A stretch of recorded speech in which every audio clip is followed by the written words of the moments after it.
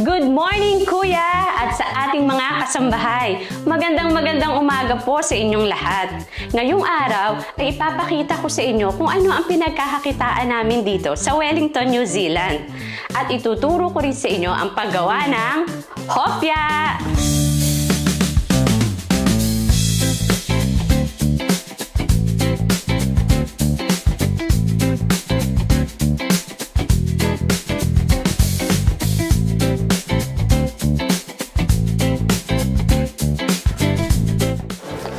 Actually, wala naman sa plano namin na i-business tong hopya. Ang plano talaga namin noon ay gumawa ng mga pang-ulam. Yun yung ibebenta namin. Pero isang araw nang pumunta kami sa bahay ng isa naming kaibigan, pinagmeryenda niya kami ng hopya. At pagtikim ko, ang sarap.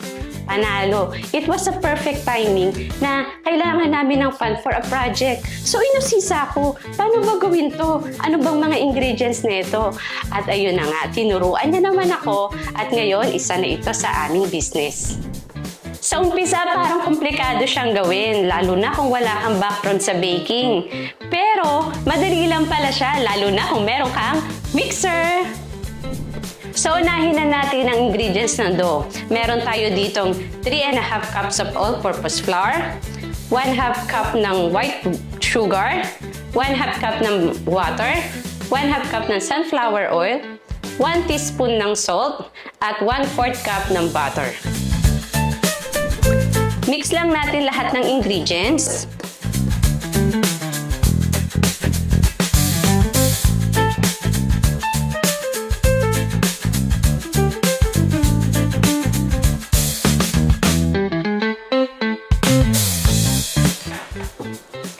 Then, into a mixer for about 3 minutes.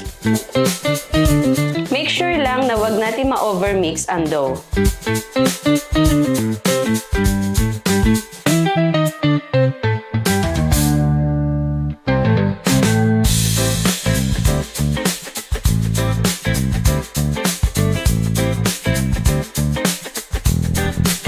Pag okay na ang ating dough, i-rest lang natin siya.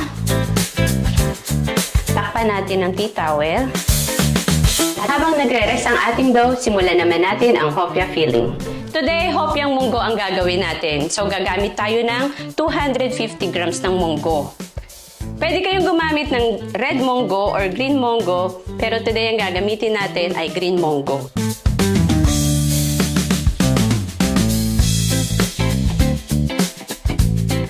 Palalambutin lang natin siya using pressure cooker. Pero kung wala kayong pressure cooker, kahit anong ordinaryong kaldero, pwede naman. Now, i-assemble na natin.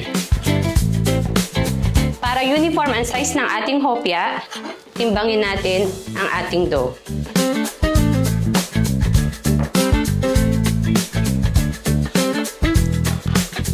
(25 grams each).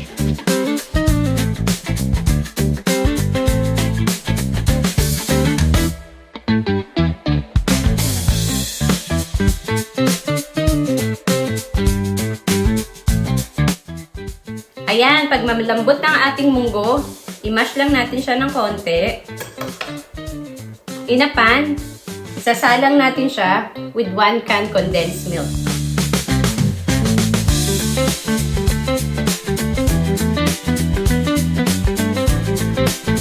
Pag okay na ang texture, let it cool. Ngayon, ipa-flatten lang natin siya using rolling pin. Then, add tayo ng 1 scoop ng munggo filling. At ipoporma natin siya into a cube.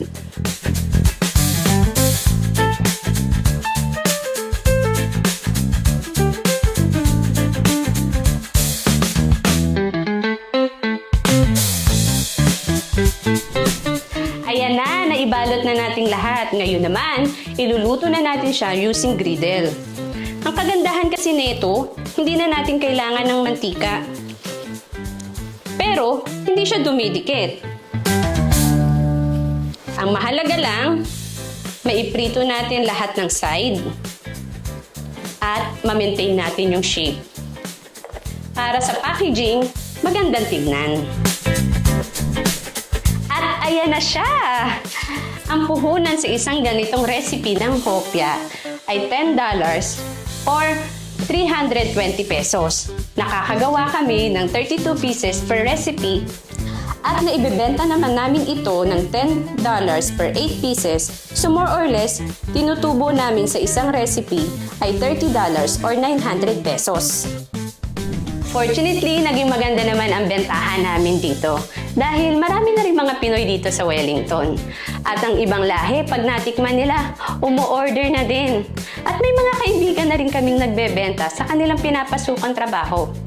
Sa ngayon, meron na rin kaming hopya ube at iba pang pastry products like peach mango pie at buko pie packets. O mga kasambahay, palagi nating tatandaan, sa pagnenegosyo, pag may tiyaga, may pagpapala!